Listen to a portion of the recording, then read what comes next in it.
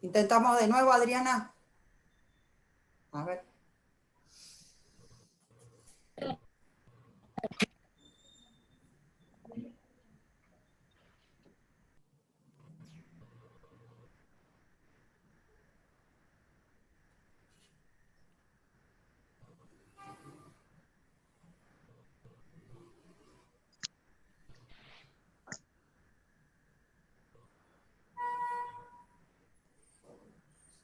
Ahí lo está solucionando. Un segundito. ¿No se te escucha cuando hablas? Ahora. Apaga. ¿Dónde? Ahí abajo. Ok.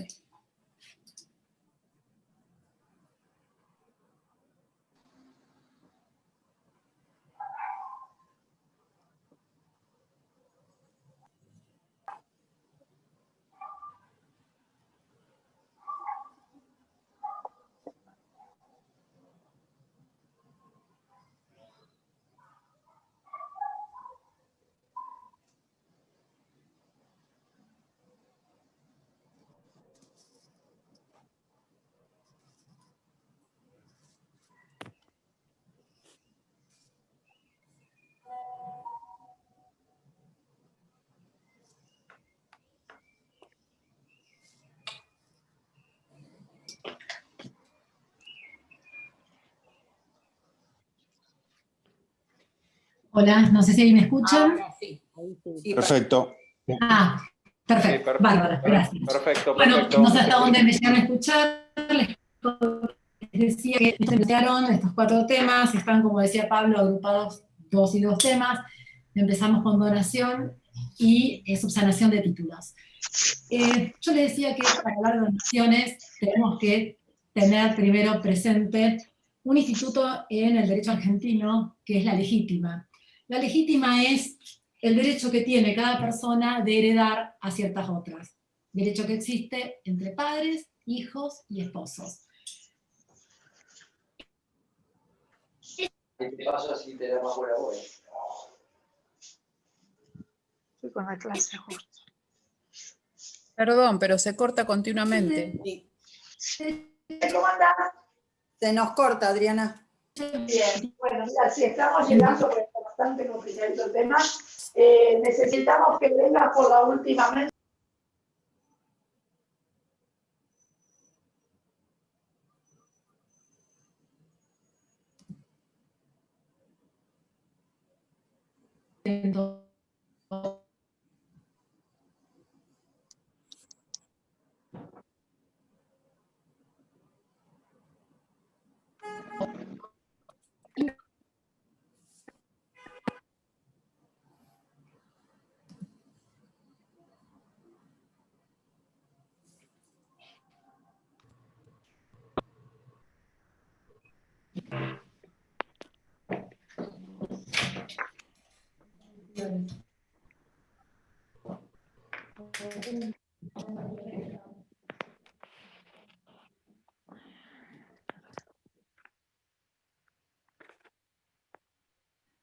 Que el tema de las donaciones está totalmente emparentado con este tema de un derecho sucesorio tan fuerte en nuestro.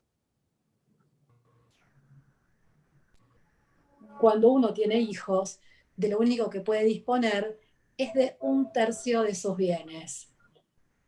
De allí viene gran parte del problema de las donaciones. La donación es la transmisión de la propiedad a título gratuito. Por supuesto, puede efectuarse a favor de legitimarios o herederos o de terceros.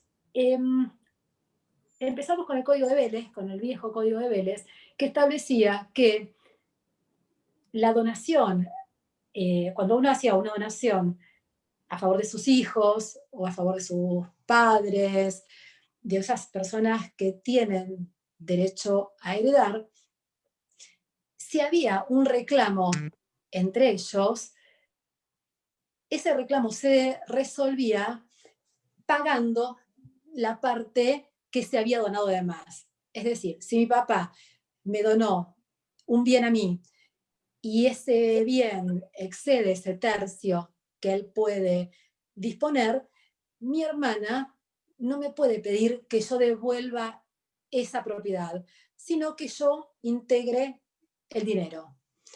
Y respecto a las donaciones a terceros, lo que se debía devolver era el bien.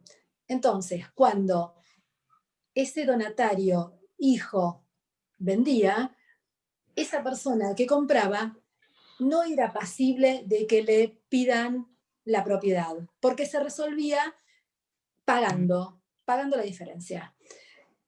Distinto era con los terceros, que los terceros, si reclamaban un hijo, en ese caso sí, ese tercero, ese sobrino al que el donante le había donado, tenía que devolver el inmueble. Entonces, ¿qué pasaba con el Código de Vélez? A mí me donó mi papá, yo vendía, la persona que me compraba no tenía ningún reclamo sobre el inmueble. En cambio, si a mí me había donado mi tío y yo vendía, la persona que me compraba iba a tener que devolver el inmueble si había algún reclamo. Eso con el Código de Vélez era toda muy pacífica, la doctrina, la jurisprudencia.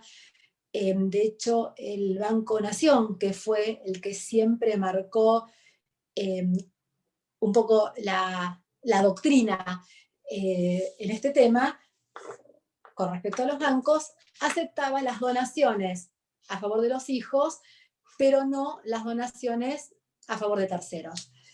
Llega el año 2015 y con eso, a partir del 1 de agosto, la reforma del Código Civil, que se empieza a llamarse Código Civil Comercial, y introdujo una diferencia enorme. ¿Y cuál fue?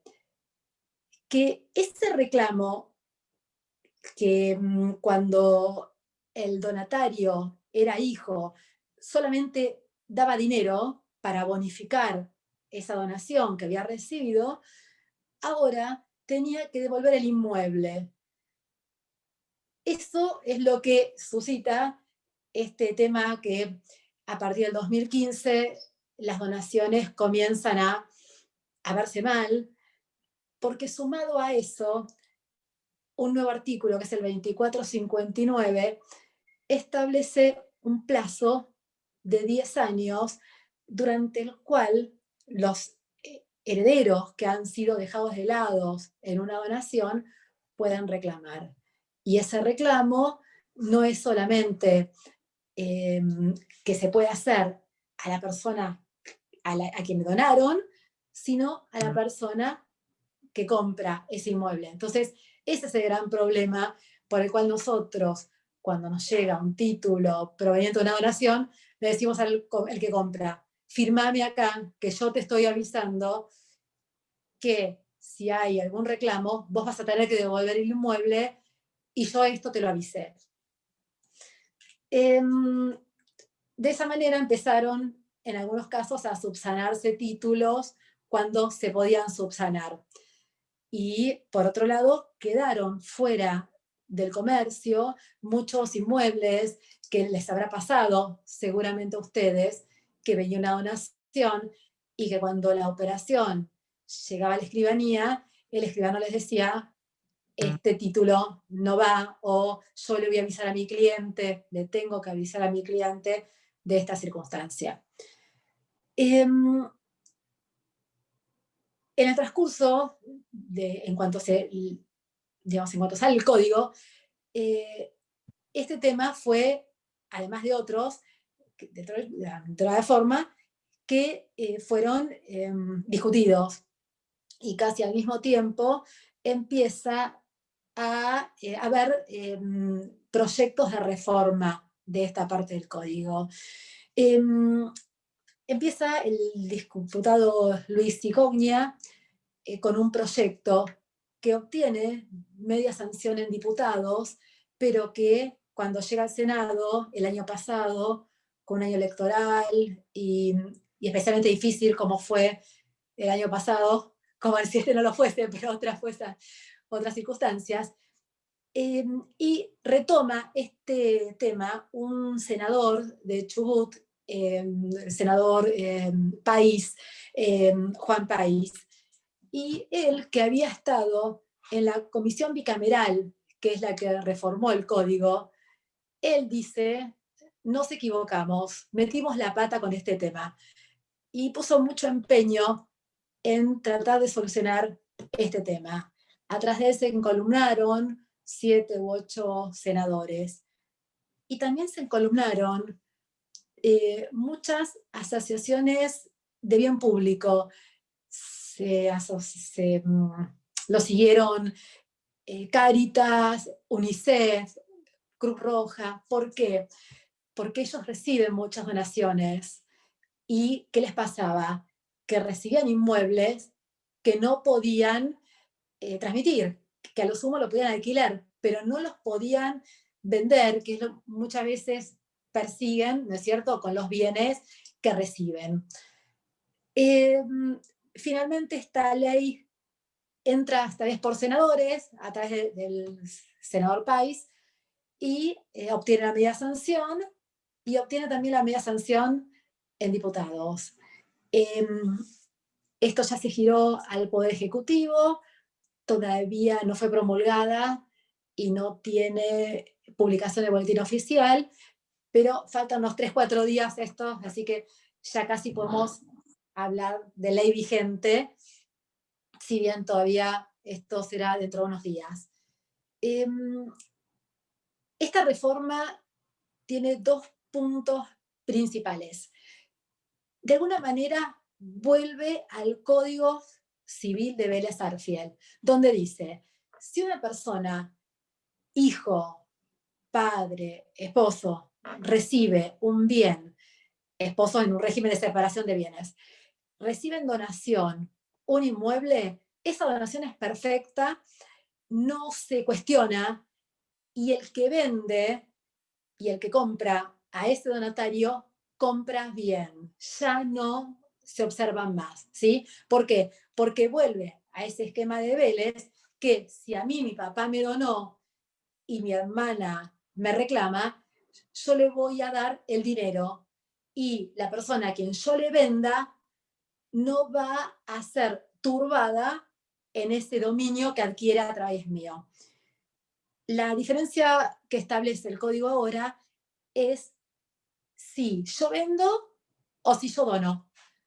¿Por qué? Porque establece que no va a haber reclamo en caso que el adquirente tenga 2 requisitos, sea de buena fe y tenga título oneroso, ¿sí? Es decir, si una persona compra ese inmueble, va a comprar bien y no va a ser turbado, ¿sí? Si yo constituyo un usufructo gratuito, ese usufructo sí va a ser pasible de ataque, pero no si es oneroso, ¿sí? Y otras cosas que establece el código en esta nueva ley es que la buena fe no se ve opacada por el hecho que la persona que compra sepa que hay una donación en los antecedentes. Así que la gran buena noticia es que las donaciones hechas a legitimarios, es decir, padres, hijos y cónyuge, son perfectamente válidas y son válidas también las transferencias onerosas que hagan a adquirentes también de buena fe, ¿sí? No define buena fe, la buena fe siempre es diligencia, pero sí dice que el conocimiento de donación no perturba esa adquisición, ¿sí? Eso es lo fundamental en esta reforma que estábamos esperando tanto, porque realmente estos últimos años, cuando uno le decía al señor, a señora, que venía a la escribanía a hacer una donación, y uno le decía, mire que por 10 años usted va a poder vender, pero quizá el que compra no quiera comprar un título que proviene de la donación, la gente decidía no hacerlo. Y la donación realmente es un acto que en nuestro país la gente quiere hacerlo. En el momento de la donación, generalmente es un momento de emoción, de alegría, sobre todo para los padres que le puedan dejar en vida el sacrificio o el fruto de su trabajo. Así que bueno, con esta sanción, ¿sí? Viene a solucionarse este tema de las donaciones. ¿Sí? Donaciones herederos forzosos, sí, y las que son a no herederos, siguen con el mismo régimen que pueden ser observadas. ¿Sí? Esto respecto a las donaciones. Y concatenado con este tema, el tema de la subsanación de títulos. Yo no sé si ustedes quieren que yo pare acá y me hagan preguntas o quieren que siga con la subsanación de los títulos. No sé si quieren ponerlo en el chat o vos, Pablo. No, yo seguiría con la subsanación de títulos porque ya hay 2 consultas, Adriana, y una vez que terminamos la subsanación de títulos, ahí sí podríamos estar haciendo ya las primeras consultas y evacuando las dudas. Bien. ¿Le parece bien, Viviana? Perfecto, sí, claro. Perfecto. Bárbaro. Continuamos, Adriana. Bárbaro. La subsanación de los títulos tiene 2 lugares donde se subsanen, ¿sí? Hay escrituras que se pueden subsanar en la escribanía, que hay escrituras que sí o sí deben ser subsanadas judicialmente. Unas escrituras que se podían subsanar en la escribanía era precisamente la donación, ¿sí? Y que puede seguir haciéndose ahora. ¿Cuándo? Cuando el tío le donó al sobrino y se vende el inmueble, pasa por la inmobiliaria y cuando llega a la escribanía, el escribano dice. Entonces, la forma de subsanar ahí es una compensación dineraria. Si está vivo, viene el tío, recibe el dinero de la venta y con eso queda subsanada la donación, ¿sí? Se subsana también la escribanía, por ejemplo, la compra hecha por un menor, ¿sí? Si en algún caso yo he tenido un antecedente que compró un menor, cuando va a vender simplemente confirma y dice, sí, yo era menor, ahora confirmo ese acto, ¿sí? Y después hay otros títulos que no se pueden subsanar en sede notarial, sino que necesitan sí o sí una declaración judicial. Cuando le falta una firma a la escritura, cuando hay un poder que no tenía las facultades y que la persona falleció, sí, hay casos en que sí o sí hay que hacer una subsanación en sede judicial.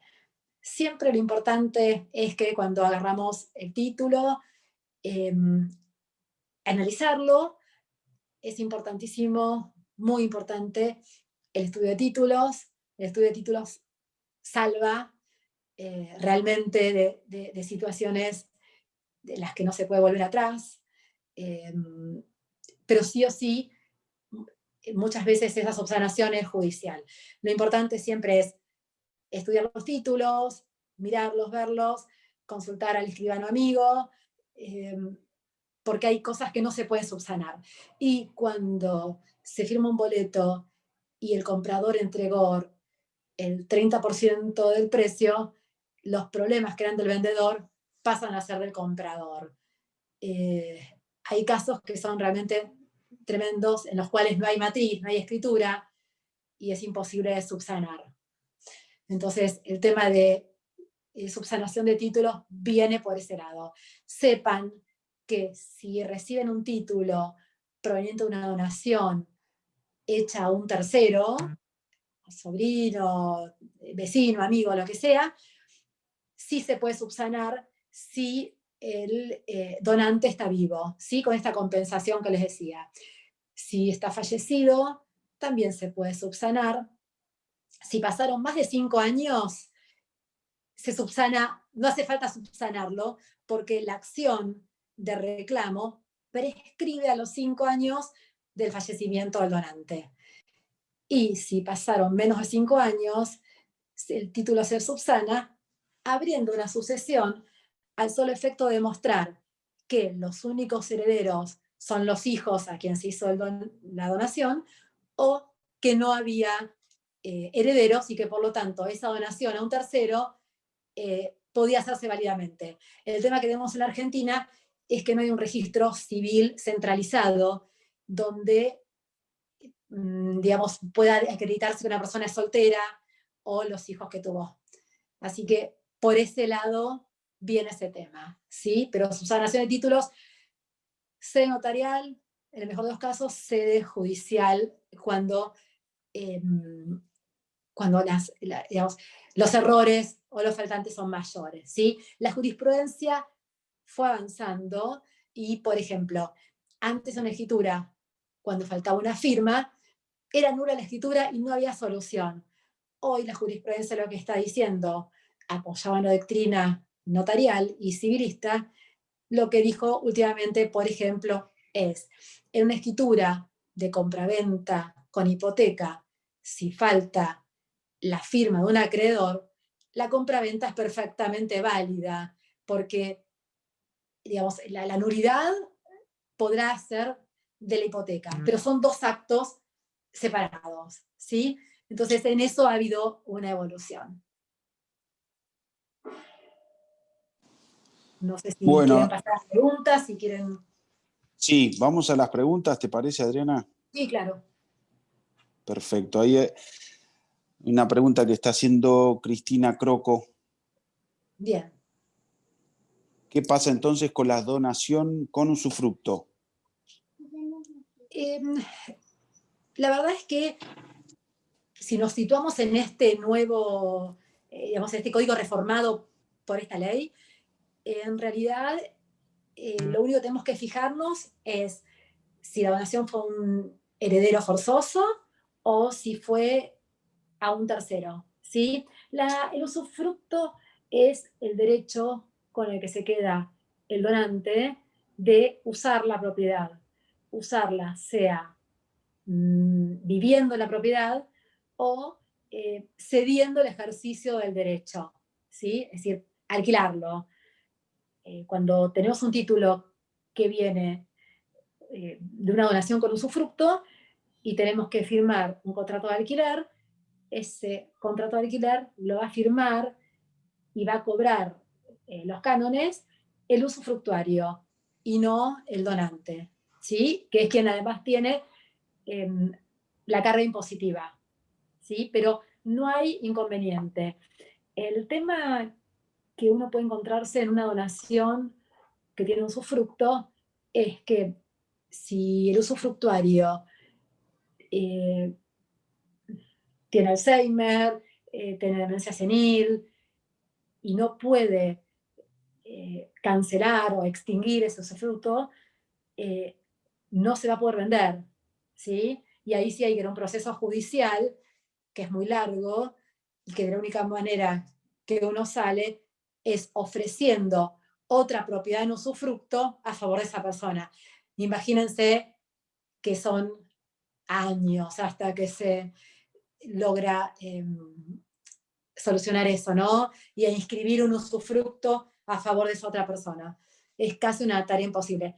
A mí me pasó con un colega de Ballester que había firmado un boleto que vendía una señora, a quien le había dado el papá, que era el usufructuario, firmó el boleto el usufructuario, el señor, y después de eso cayó en coma.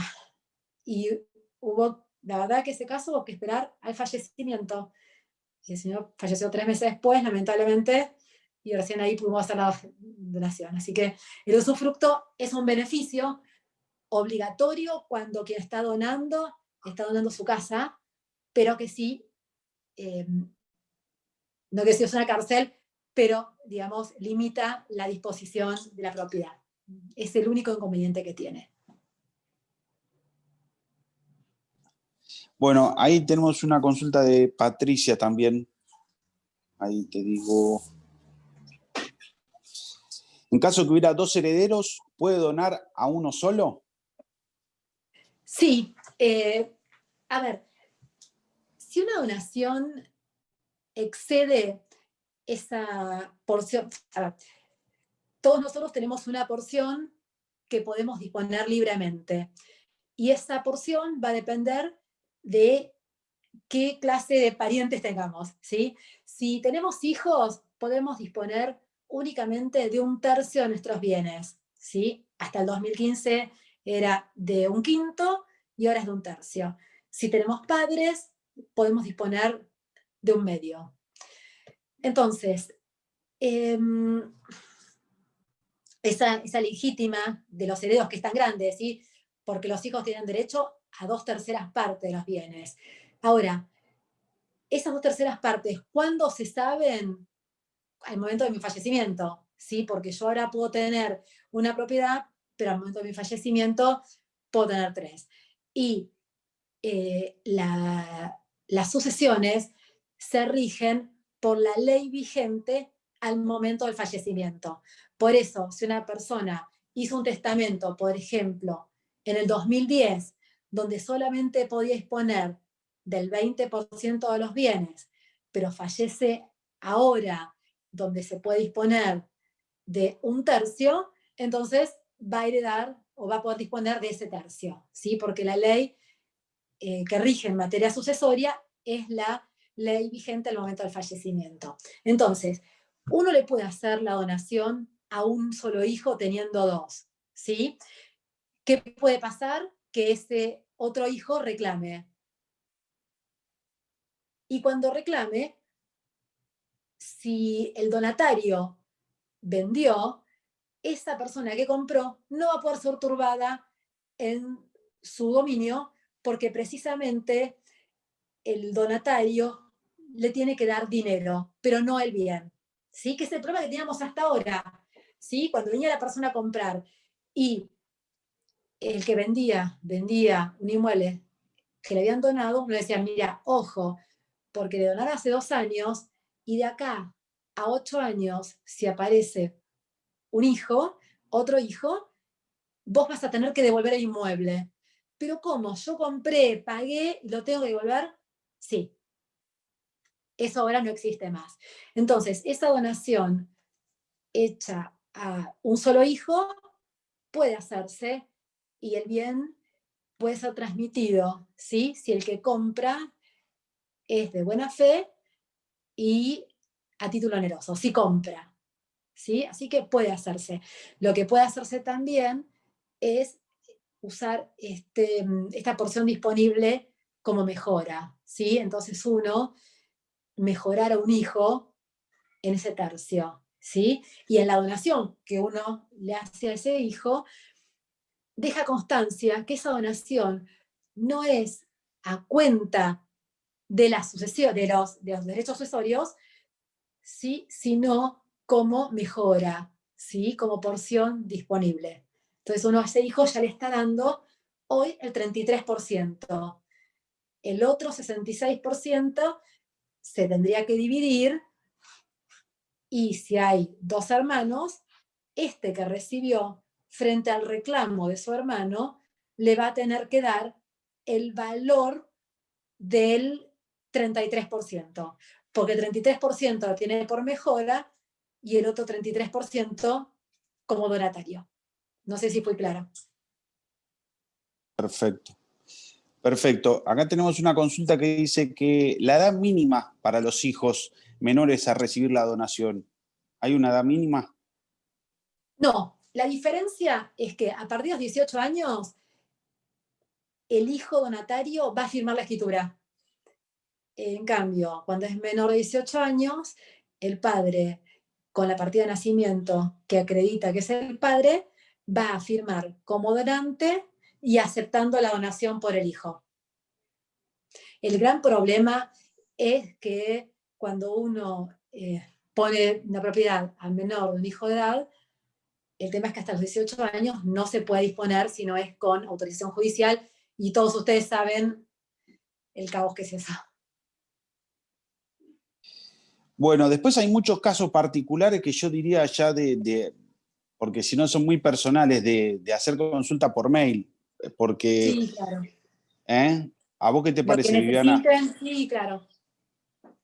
Sí, lógico. No hay persona. Hay una Sí, consulta ahí también muy interesante que la hace Marisa, todas son importantes, pero porque Héctor Mareco también nos hace cómo se resuelve un caso de adquisición de una posición 20añera, bueno, pero ese es el tema que nos sigue. Y si una nieta, ahí Marisa nos hace la consulta de si una nieta recibe un inmueble en donación en vida y la abuela muere y no se hizo ningún papel a nombre de la nieta y ella quiere vender, ¿qué trámite debe hacer para vender la casa? El tema es que la donación de inmuebles exige sí o sí la escritura de donación. Cuando hay una donación de dinero, la escritura de donación de dinero se necesita para probarlo, pero no para que exista la donación, ¿sí? Si yo le doy a Pablo 1.000 pesos, digamos, él se los hace propio porque yo se los doy. Pero si le quiero donar mi casa, la simple manifestación de mi voluntad no transmite la propiedad, ¿sí? No hay donación. Entonces, en ese caso, si la abuela no llegó a otorgar la escritura de donación, no hay donación, y si hay hijos de esa abuela que donó, sí o sí van a tener derecho ellos y no la nieta. Perfecto. Viviana, pasamos al tema siguiente, ¿te parece? ¿También? Pasamos, sí, sí. Si Dale, ustedes Adriana. quieren, en otra oportunidad podemos hacer una cuestión de ping-pong de preguntas y respuestas. Sí, habilitamos los micrófonos, sino que levanten que pidan el diálogo y ya está.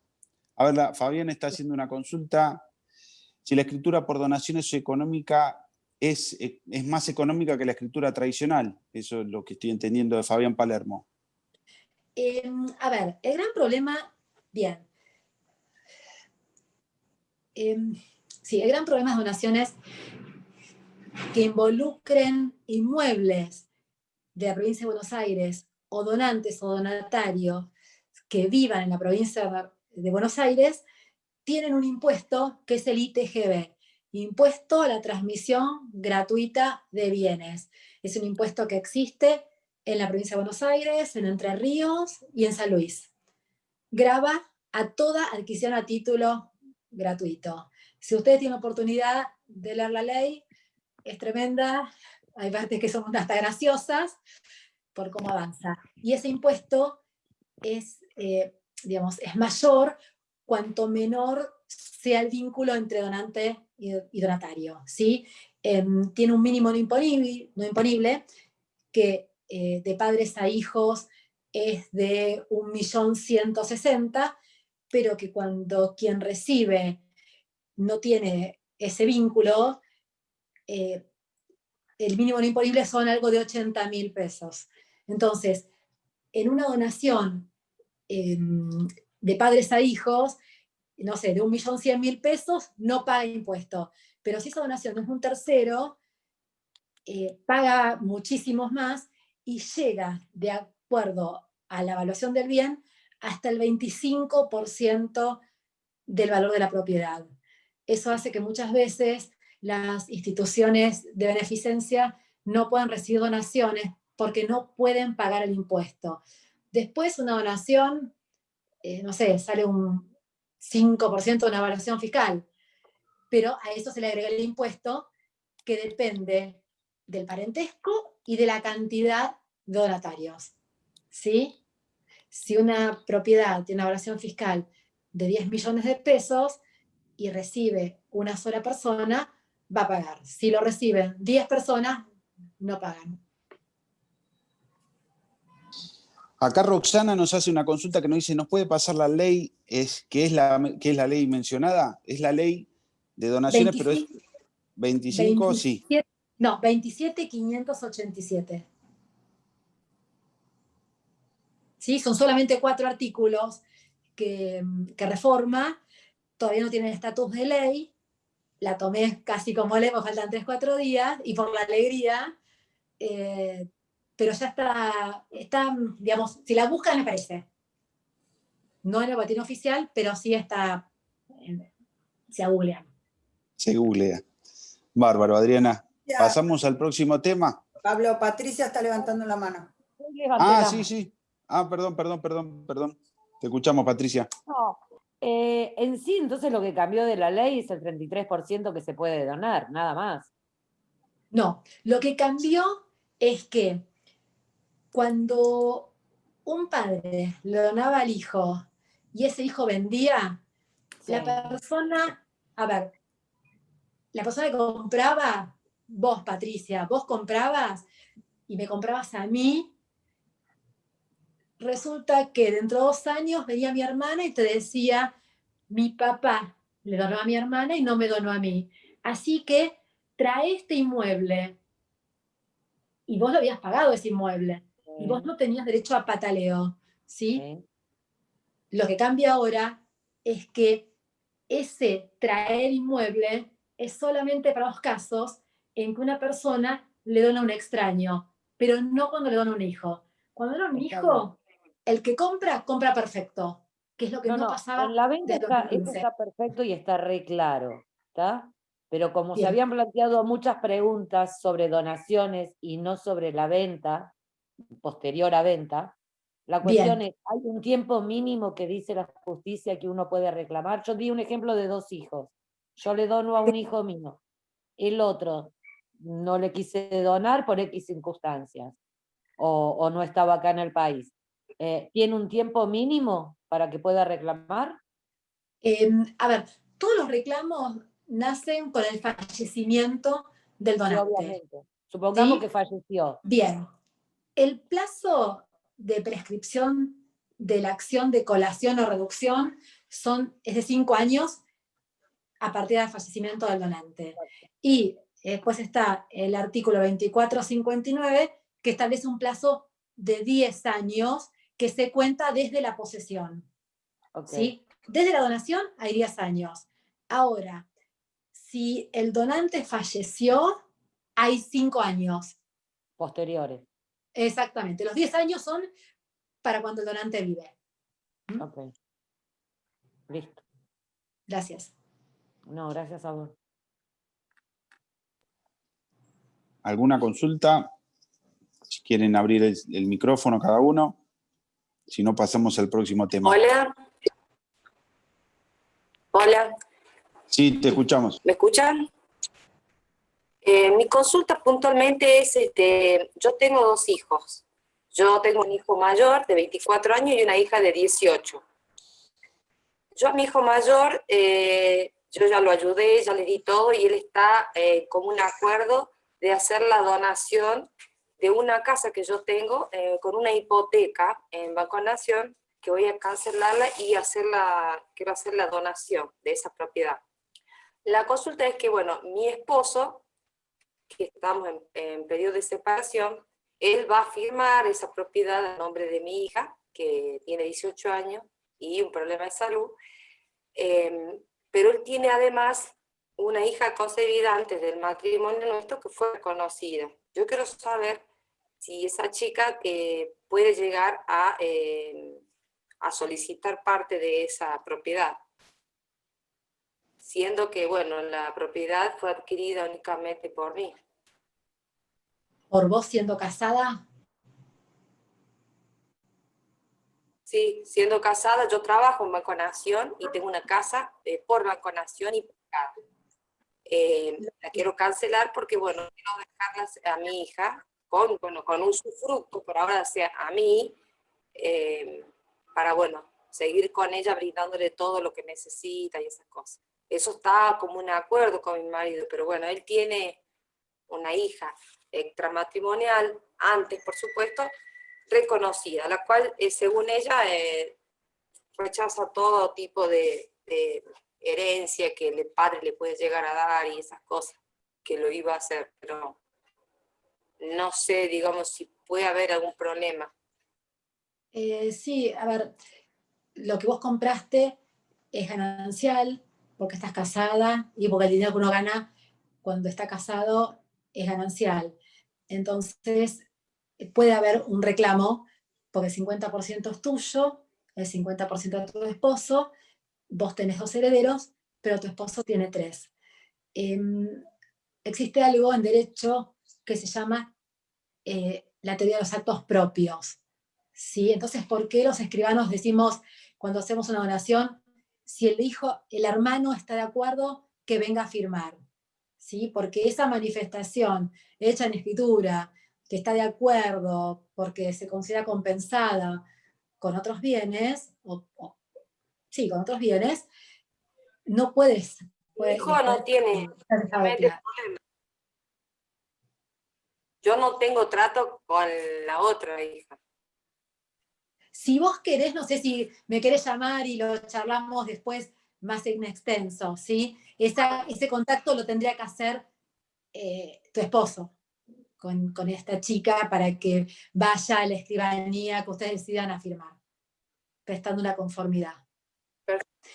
Muchas veces, Muchísimas a mí la experiencia, no, por favor, a mí lo que la experiencia me dice es que muchas veces la gente, cuando está en el ámbito de los dichos, dice algunas cosas y después cuando tiene que ir a la acción, a veces no es tan fácil.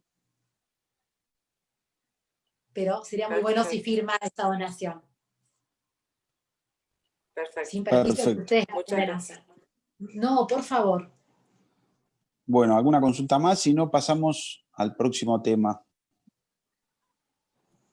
Fíjate, Pablo, Bueno. que hay preguntas. Hay preguntas en el chat. Pero dijimos que levanten la mano, pero bueno, no hay problema. Vamos a...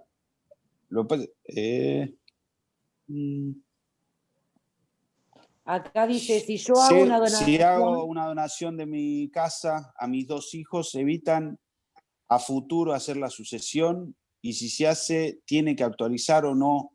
¿O se hace una sola vez? Los bienes a los hijos se transmiten a título gratuito, por donación, que es la escritura que uno hace voluntariamente, donde le transmite el dominio, quedándose con el usufructo, en su caso, o por fallecimiento, haciendo una donación. Son las 2 formas de transmitir la propiedad a los hijos. Cuando uno hizo donación, no corresponde hacer sucesión, si no hay otros bienes, ¿no? Perfecto, Bien, clarísimo, buenas Adriana. tardes. Y, perdón, una consulta. ¿Y esa donación tiene vencimiento? ¿Se tiene que renovar? ¿O No. se hace una sola vez? Buena pregunta, porque me da pie a comentarles algo. La donación es casi irreversible, ¿sí? Cuando uno hace una donación, tiene que haber una causa muy grave para que esa donación vuelva atrás, ¿sí? A ver, una de las formas que hay para subsanar las donaciones es hacer una retrocesión, ¿sí? Donde, estando de acuerdo donante y donatario, se deja sin efecto, ¿sí? Eso cuando están de acuerdo. Y era la forma que teníamos hasta dentro de 3 días para subsanar las donaciones. Cuando hay un conflicto entre donante y donatario, el donante no recupera la propiedad porque el hijo es ingrato o por cualquier problema familiar, ¿sí? Eso requiere un proceso judicial que a veces lleva más años que la vida que le queda al donante. Con esto, ¿qué quiere decir? Que la donación es definitiva y no vuelve atrás sola o por la sola voluntad del donante, ¿sí? Por eso en algunos casos uno le recomienda a la gente un testamento y no una donación, sobre todo cuando es a favor de terceros. Pero una vez que uno lo hizo, no tiene que volver a hacerla. Acá pregunta Gracias. Vero Pardo, si un hijo fallece en medio de esa donación, se realizó y falleció, ¿qué se hace en ese caso? Si un hijo fallece en medio de esa donación. Bueno, a ver, una vez que la donación está hecha, la propiedad es del hijo, ¿sí? Y no importa el origen de ese bien. ¿sí? Y si ese hijo está casado y tiene hijos, esa propiedad la va a heredar esposo, esposa e hijos. Y ese papá o esa mamá o ambos que donaron no van a tener derecho alguno sobre ese inmueble, excepto que en la donación se pacte un instituto que es muy bueno, que se llama reversión, ¿sí? El derecho de reversión es el derecho que tiene el padre que dona a que la propiedad vuelva, revierta a él en caso de fallecimiento de un hijo, del hijo al que le donó. Eso que es buenísimo, el código del 2015 estableció un plazo máximo de 10 años, porque el código nuevo lo que considera es que no puede haber dominios revocables por más de 10 años. Entonces, ese derecho de reversión, que era muy bueno, porque en caso de fallecimiento del hijo, la propiedad volvía al padre, y ese padre abuelo seguramente le donaba a los nietos, solamente es por 10 años. Es decir, si el hijo muere, dentro de los 10 años regresa la donación. Si no, queda firme. Bárbaro, clarísimo, Adriana. Señor Menardi, ¿puedo hacer una consulta? ¿Cómo no, señor Ricardo? Lo estábamos esperando. Bueno, muchas gracias. Ricardo, Marcela, qué gusto, ¿cómo están? ¿Qué tal, Adriana? ¿Cómo estás? Marce, ¿cómo estás? Lo que quería consultarte es un tema que tuvimos con vos, que resolviste maravillosamente antes del 2015, que fue una operación complicada porque el origen del inmueble era por una donación, pero de acciones y derechos hereditarios. No sé si recordás el tema. O sea, la operación era a través de crédito bancario, el escribano que intervenía no quería hacer la operación porque decía que era proveniente de una donación, pero en realidad lo que le habían donado a esta persona eran las acciones y derechos hereditarios. Vos sabés que ahora la solución no es la misma, porque en ese momento del Código de Vélez, Vélez específicamente decía que, digamos, perdón, lo planteo de otra manera. El nuevo código lo que dice es que la cesión de derechos hereditarios gratuita se rige por las reglas de la donación y la cesión de derechos hereditarios onerosa se rige por las reglas de la venta. Entonces, ahora sí, la cesión gratuita está equiparada a la donación. Antes no. Antes había un artículo, que era el 3955, que era el que decía el efecto rey persecutorio que tenían las donaciones. Y ese artículo no se aplicaba a las cesiones, sino solo a las donaciones. Entonces eso que tenía solución en ese momento, ahora no la puede tener. Ahora la cesión gratuita muere como cesión gratuita.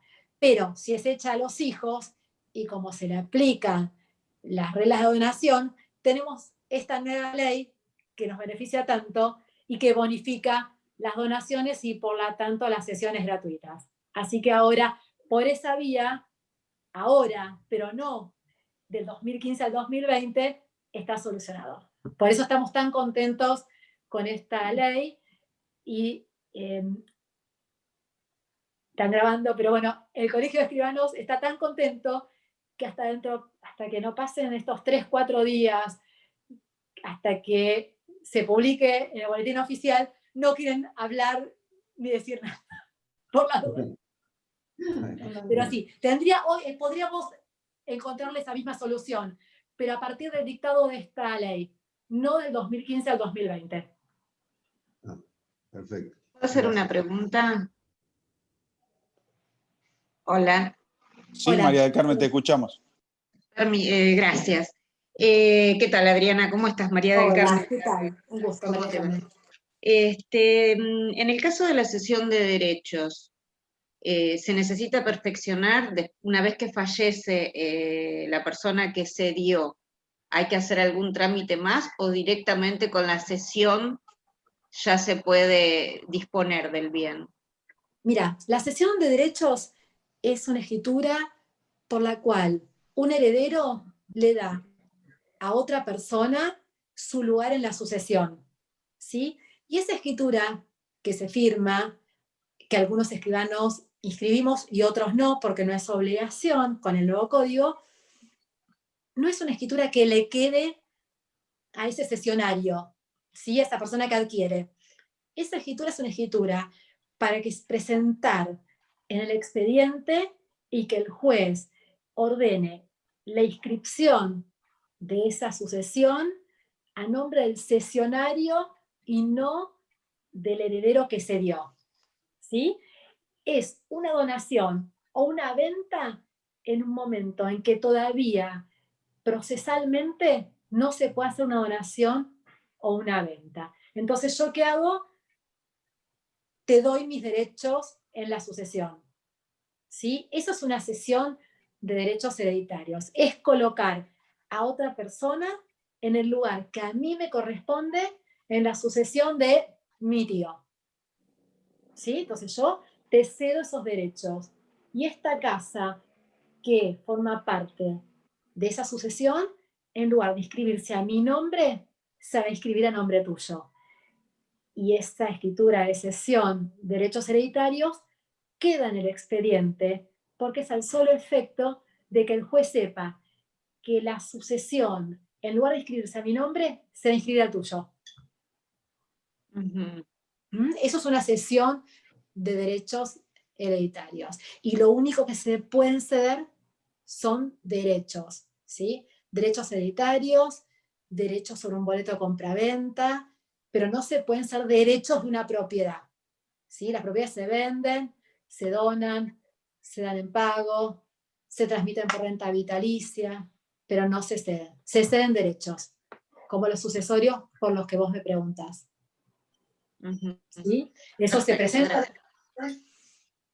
a la sucesión y se termina inscribiendo con oficio y testimonio, como ustedes ven a veces que hacen los abogados, o si vos, a quien yo te cedí mis derechos, vendés por tracto abreviado. ¿Sí? Entonces se va a hacer esa inscripción y se va a inscribir la sucesión y la cesión. Pero entonces hay que hacer sucesión. Sí, claro, porque la cesión es de derechos sucesorios. Claro, entonces hay que hacer sucesión, o sea, con la cesión, por ejemplo, en un caso particular, fallece el padre de familia, queda la mamá, y para la idea era no seguir haciendo sucesiones, la mamá, la parte de la mamá la cede a los hijos, cede los derechos. Exacto. Va a tener que hacer la sucesión porque ese señor, claro, porque ese señor no llegó a disponer de su propiedad. ¿Sí? Entonces la señora, la viuda, para, como bien decís, no hacer una futura sucesión de ella, le cede los derechos al hijo. Sí, pero cuando muera esa señora, los herederos, los que recibieron la cesión de derechos, tienen que abrir una sucesión. No, porque lo que se permite en ese caso es la cesión de los derechos gananciales que tenía la señora en la sucesión. Entonces, a ver, el fallecimiento de un esposo determina, digamos, la extinción del matrimonio. Entonces, se extinguió el matrimonio, hay que liquidar bienes, y el lugar donde se liquidan los bienes es la sucesión. Y en esa sucesión, la esposa puede ceder los derechos hereditarios. O sea que con esa cesión, los herederos disponen. Hacen la sucesión y disponen. Hacen la sucesión, por eso, tienen que hacer la sucesión del que se dio. No. No, el papá ya murió. El papá ya murió. La madre, la cónyuge, está viva y cede los derechos. Claro. A los herederos. Claro. Cuando ella cede los derechos, cede los derechos gananciales de ese esposo que falleció. ¿Sí? Entonces, ella se queda sin esos derechos. Se queda sin el inmueble. Entonces, cuando ella fallezca, ese 50% de la propiedad ya va a quedar a nombre de los hijos.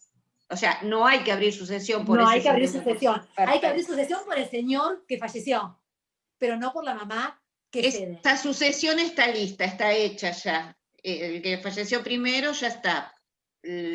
Cuando se hizo esa sucesión, el cónyuge que quedó supérstite, digamos, hace una cesión de derechos. Ahí se termina. El Ahí se heredero termina.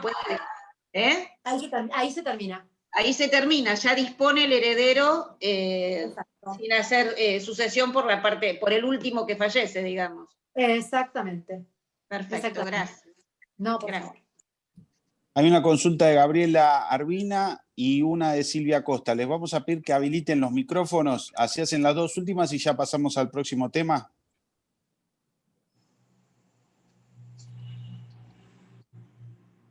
Gabriela. Gabriela. Hola, ¿qué tal? Buenas tardes.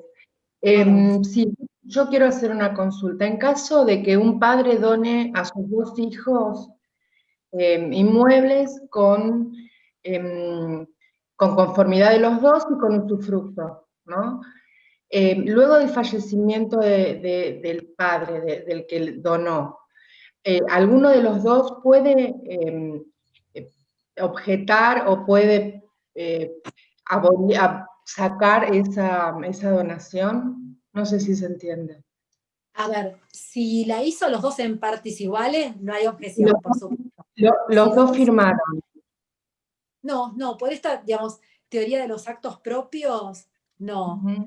Yo siempre digo que los juicios se inician en un sobrecerrado, ¿sí? Ahora no, porque se hacen en forma electrónica, pero el derecho a iniciar un juicio en la Argentina existe siempre, y ahí se va a dirimir. Y la última palabra la tiene el juez. Y la mitad de biblioteca dice blanco, la mitad dice negro. Ah, bien. Sí. En principio, digamos, lo que no va a poder reclamarle un hermano al otro es devolver la casa. Y de última, si el juez lo determina, le va a tener que dar la parte. ¿Sí? Y siempre que una persona quiera beneficiar a un hijo, por el motivo que sea, tiene que, cuando hace la donación, manifestar que lo hace mejorando a ese hijo. Entonces, por lo menos, ese hijo va a tener 33% y la otra parte es la que está en discusión. Perfecto. Muchas gracias. No, por favor. Bueno, Silvia Costa ya evacuó su duda, así que si no hay más consultas, ya pasaríamos al próximo tema. Bárbaro. Bueno, Bárbaro. El otro tema es Ley Pierri y usucapión. En cierta medida son dos caras de lo mismo, ¿sí? La usucapión es la adquisición del dominio por la posesión pública, pacífica, sin oposición de terceros, por el paso del tiempo, ¿sí? Y son 20 años de esa posesión continua. Esa adquisición de la posesión se hace a través de un proceso judicial, ¿sí? Un proceso largo y extremadamente caro, ¿sí? Yo siempre digo que las inscripciones de cualquier proceso judicial son del 4 por 1000, cuesta el 4 por 1000, y la inscripción de un usucapión cuesta el 10% de la evaluación fiscal. O sea, hay una diferencia muy grande. Y lleva muchos años, porque el juez tiene que estar convencido que no solamente que esa persona tiene derecho a adquirir el dominio, sino que el dueño puede ser despojado de su dominio, ¿sí? Para hacer un usucapión se empieza con un plano, porque uno lo que va a poseer y lo que va a adquirir es lo que determina el plano, ¿sí? Es un proceso largo donde el juez va a tratar de encontrar a esa persona titular de dominio o a sus herederos. Requiere actos posesorios, como son el pago de impuestos, la construcción, la edificación. Se prueba por muchos medios, con fotos, con testigos, ¿sí? El tema es que no todos pueden llegar a esa instancia judicial, ¿sí? Por motivos económicos, por motivos que no todos pueden acceder a la justicia. Y en el año 94 surge esta ley 24374, que es conocida como ley Pierri, porque Pierri en ese momento, un diputado, creo que era presidente de la Cámara de Diputados, era creo que de La Matanza, y él ve la problemática de la provincia de Buenos Aires, ¿no? Yo cuando empecé en el año 96, me habían convocado a un registro de estos dominiales. Fui 2 veces, era muy chica, venía con todo el libro abajo del brazo y estaba indignada. ¿Por qué? Porque la ley Pierri tiene dos etapas, ¿sí? La primera etapa, donde la gente tiene que demostrar la posesión. Se labra un acta, una escritura acta, y se inscribe en el registro de propiedad. Y el registro escribe una posesión, si no escribe un derecho. Entonces yo estaba indignada y me fui. Después uno con los años se da cuenta que no todo está en los libros y que la realidad supera todo y que muchas veces acceder al dominio a través de la ley Pierri es la única manera de acceder. Entonces hay muchas zonas, en San Martín, por ejemplo, toda la parte de Barrio Libertador, no sé, todo Barrio UTA, hay gente que pudo acceder a tener un título de una escritura gracias a la ley Pierri. Entonces hay que mirarla con un poco más de cariño. Esa ley tiene algunos requisitos. Para inmuebles urbanos, que era como había empezado, solamente viviendas, no para lotes, que sí se puede usucapir judicialmente. En el 2009, esta ley tuvo una reforma y se incorporó también inmuebles rurales para cuando se exploten, además de que se vivan. Requiere también la posesión pública, pacífica.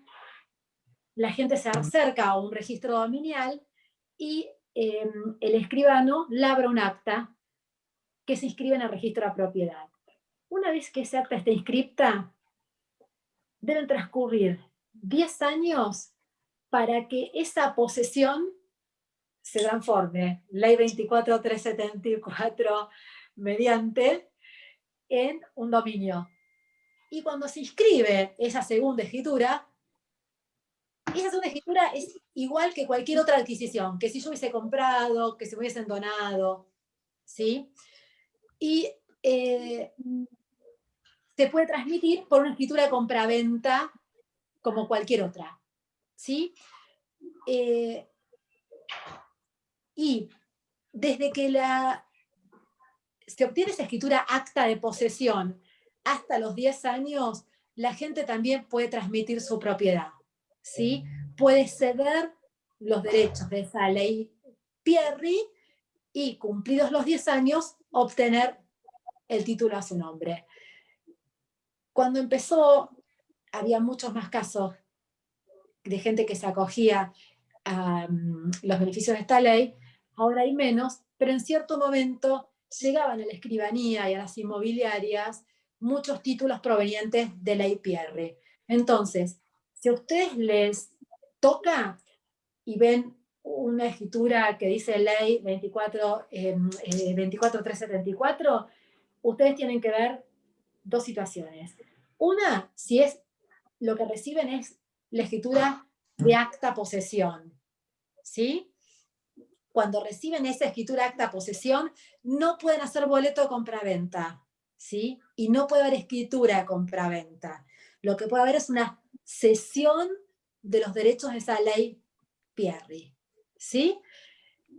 Si lo que la gente acerque a la inmobiliaria es ya la escritura, una vez transcurridos los 10 años, la tratan como cualquier otro título y pueden hacer boleto y puede el escribano hacer una escritura de compraventa. Eso es fundamentalmente la ley Pierri. Perfecto, Adriana. Mariana Viguera quería hacer una consulta. Si podés habilitar el micrófono, Sí, Mariana. ¿qué tal? Buenas tardes. Mira, tengo un cliente que tiene una situación medio loca. Compra un lote, lo compra bien, con boleto de compraventa, lo compra por intermediación inmobiliaria, paga las cuotas, todo. Se duerme, en vez de escriturar, empiezan a pasar los años, la propietaria en un momento le da la escritura original y le hace un poder. Como no le alcanzó, se siguió durmiendo en el tiempo, la propietaria fallece. Entonces lo que quiero consultar es qué le conviene hacer a esta persona que hace 24 años que vive en el mismo lugar, que lo adquiere en realidad por los medios correctos, no es que era un lote y lo usurpó. Y nada, porque a ver, además la señora era viuda, sin hijos, su hermano también falleció, es decir, a esta gente nunca nadie le reclamó cuando se hizo la sucesión esté bien, porque quedó muy claro que había sido vendido. ¿Qué le aconseja? Bien, a ver, en ese caso, de acuerdo a lo que vos contabas recién, no hay herederos, porque a veces uno le dice a la gente, trate de ubicar al heredero, a ver si usted pagando la sucesión le escritura directamente. Y vos ahí tenés 3 vías. Una es la usucapión, que no, porque si tiene un boleto con posesión, no vas a meter todo en usucapión. Otra es ir por la ley Pierri, que es válida, pero que si la persona quiere vender, no es lo mismo ceder los derechos a la ley Pierri que vender con escritura. Y la otra opción, que es la que corresponde en esos casos, es ir a un juicio de escrituración, ¿sí? Con patrocinio de un abogado y presentando ese boleto y los pagos y el hecho de tener la posesión, uno se presenta ante el juez y dice, yo compré y nunca me otorgó la escritura. Después de un proceso que dura mínimo 1 año y medio, 2 años, el juez llega a la certeza de que esa persona no se ha presentado y otorga la escritura el juez. El tema en este caso es que la gente tiene que pagar no solo la escritura, sino también el proceso judicial. Claro. Y no es viable reabrir, aunque entiendo que es medio chino, la sucesión de esta señora fallecida, porque cuando ella fallece, su hermano, que en ese momento estaba vivo, abre la sucesión para heredar los bienes de ella.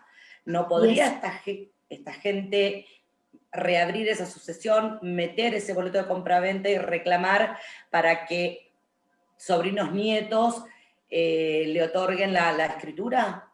¿Sería viable o es un invento mío? No, también. Lo que pasa es que hay que ver si aparecen esos parientes en algún grado para otorgar, porque si no lo vas a tener que resolver por una escrituración. Perfecto. Eso lo haces cuando estás segura que hay herederos, lo hablás, y los hijos de esa señora fallecida, suponé, dicen, sí, mi mamá le había vendido, nosotros le firmamos. Pero cuando no tenés herederos, vas a terminar en un juicio de escrituración. Perfecto. A no ser que Fiscalía de Estado lo haga. Creo que con Ricardo tuvimos una escritura, intervino Fiscalía de Estado y el expediente tenía 35 años. Anda por ahí. Bueno, muchas gracias. ¿Puedo hacer una pregunta? Sí, claro. Hola, ¿qué tal, Palacio? Buenas tardes, ¿cómo le va, escribana? 2 comentarios más que preguntas. Mire, yo soy desde que salió la ley Pierri, yo soy un promotor de la ley Pierri, porque realmente vino a subsanar unos problemas bastante graves. Y yo la promuevo permanentemente cuando veo que la gente no tiene salida y realmente tienen la posesión pacífica y realmente hace un montón de años, la verdad que sí. Y cuando ocurren estos casos también de desaparecidos los dueños y que la cosa está bastante clara, también se la sugiero. Y sabe una cosa, mi papá cuántos años tardó en escriturar un lote que compró en 100 cuotas en Billinghurst. 25 años, escribana. Hicimos una fiesta de bodas de plata, con un asado suculento, porque únicamente papá podía hacer eso. Papá era un perseguidor de papeles. Se cansa una persona con la ley de usucapión, aparte de todo lo que no tiene un abogado que camine, ¿no es cierto? 25 años, escribana, y había pagado. ¿Qué pasó? Murió el dueño y murió la esposa. Y el chico, que era el único heredero, estaba preso. No había posibilidad de hacerlo. Entonces, papá esperó que se muriera el heredero también, se murió, y después no sé si hizo la sucesión, hizo la usucapión. Pero ¿sabe qué? Tardó 25 años. Y no todos tienen la posibilidad de acceder a lo que cuesta la justicia. Sí. Entonces, hoy una ley Pierri, la verdad es que no sé cuánto está, pero es muy económica. Esa acta de posesión es muy económica. Y la verdad es que le da una escritura, aunque sea de posesión, pero le da a un montón de gente esa posibilidad. ¿Sabe quiénes son los culpables de que no se hagan todas las escrituras en San Martín? Los concejales y los intendentes. Porque los concejales no se calientan, disculpe la expresión, los conozco, en aclararle a la gente que haga eso. Y los intendentes, lo único que les interesa es el acto de entrega de la escritura cuando se la mandan de La Plata. Es terrible, porque hay muchísima gente sin escritura en San Martín, muchísima que están en el lote hace un montón de años y que no saben, y los concejales y los militantes políticos, en vez de enseñarles, decirles qué es lo que tienen que hacer, no se calientan porque no hay plata, y yo se lo digo a la cara a los intendentes y a los concejales, obvio. Y se tramita de esa manera. Yo tengo es facilísima, tienen que ir a los escribanos que actúan en esto, ¿no es cierto? Y le inicia el expediente. Yo pregunto, en el grupo que hay oyentes, ¿hay alguien de Córdoba? ¿Cómo, perdón? No, que yo estoy preguntando en general, si alguno de los oyentes que está es alguno de la ciudad de Córdoba, porque si no tengo mal entendido, en Córdoba habían sacado que con boleto podían escriturar por una ley, pero obviamente que es provincial. No es la ley de Pierri. No, la verdad que no tengo idea. No la conozco la ley. Yo pregunté si algunos de los que están, de los que invitados, son de Córdoba. Hay dos consultas. A Beatriz le pedimos que abra el micrófono y a Marisa después, si se puede. Así vamos evacuando dudas. Sí, gracias. No, yo lo que quería saber era, si vos, por ejemplo, estás en un proceso de usucapión y, qué sé yo, como pasan tantos años, como dicen, vos tenés hijos, si tus hijos heredan los derechos de la usucapión. Sí, la usucapión se suma, ¿sí? Entonces, quizá poseyó 10 años el papá y termina la posesión los 20 años el hijo, ¿sí? E incluso se pueden ceder los derechos los derechos litigiosos de la usucapión. Sí. Está bien, como cualquier bien. Sí, como cualquier derecho, se cede. Se puede ceder y requiere sí o sí escritura pública, porque son litigiosos. Está bien. Bueno, pero sí, Beatriz. No, por favor. Marisa.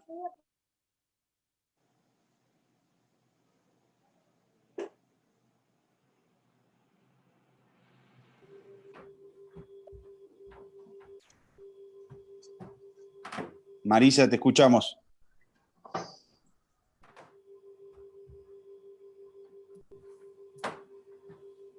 Pasamos a la próxima, Pablo. Héctor Marecos estaba haciendo una consulta también. Héctor, si puedes abrir el micrófono. Sí, yo quería consultar cómo se resuelve en caso de una adquisición de una posesión veinteañal, en el caso de que uno de los antecedentes es una escritura de posesión que no cuenta con matriz o no fue asentada en la escribanía. La consulta es, ¿se interrumpe la posesión? ¿Se puede sumar los años desde el primer instrumento del titular registral? Hola Héctor, mira, el tema es así. Yo inicio un juicio de usucapión porque poseí por 20 años. Tengo que tener cumplido los 20 años, ¿sí? Ahora, en realidad, cuando sale la sentencia de usucapión, se da de baja la inscripción anterior. Y mi título es la sentencia judicial, ¿sí? Empieza un nuevo dominio. Digamos, si el inmueble está matriculado, se da de baja la matrícula y se crea una nueva. Y el título va a ser lo que diga el plano, porque vos la usucapión la iniciás con un plano especial para usucapir, ¿sí? Así que lo anterior no importa. Y vos no tenés que mostrarle al juez un título. Vos lo que vas a tener que demostrar son 20 años de posesión pacífica, pública, sino en posesión de terceros, interrumpida, ostensible, que no haya empezado con mala fe, ¿sí? Y es el transcurso del tiempo lo que te va a hacer propietario. ¿Mm?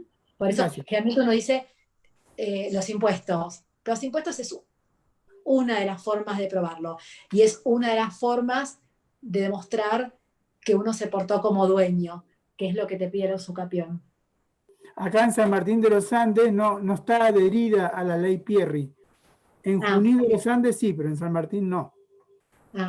Sí, igualmente, ley Pierri va por la vía notarial y usucapión va por la vía judicial. ¿Sí? Así que en Junín donde vos estás, igualmente pueden ir por la usucapión con todo lo difícil y lo cara que es. Bien, gracias. No, por favor, Héctor. Bueno, y Paola hace un comentario con respecto a los gastos que ocasiona la ley Pierri, que es bastante clara también. Bárbaro, yo no lo tenía. Muchas gracias. Y después Patricia hace un comentario desde Colón, que hay juicio de usucapión. Si querés habilitar el micrófono, Patricia, así te escuchamos.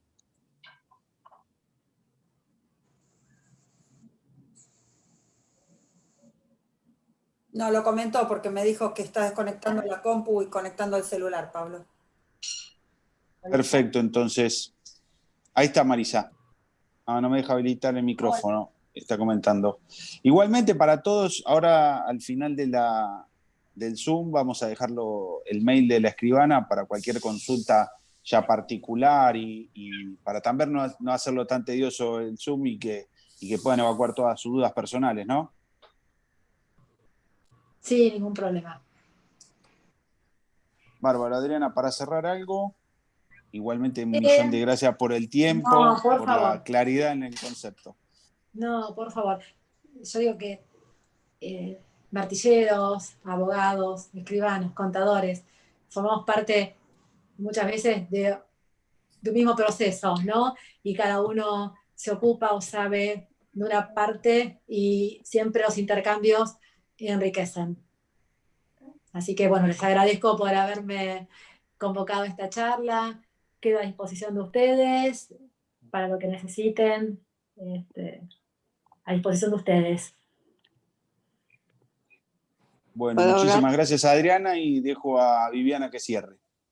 Bárbaro. En especial, Adriana, muchísimas gracias por esta charla. La verdad que fue excelente. Te felicitamos porque la verdad que fue excelente. Esperemos poder hacer una al año próximo. Le agradecemos desde el Centro de Martilleros y Corredores Públicos de San Martín la asistencia de todos y muchas gracias por la participación y sobre todo a la Comisión de Tasaciones que hizo este trabajo completo. Muchas gracias a todos. Buenas tardes. Unas felicitaciones al moderador también. Marcelo. ¿Cómo andas, Adri? Bien, ¿vos? Todo bien. Fantástico. Excelente lo tuyo, como siempre. Muchas gracias. Bueno. Gracias a todos. Buenas tardes. Gracias. Gracias a todos. Viviana, si podés compartir para compartir, dale la tarjeta. La podés subir cuando quieras, Pablo.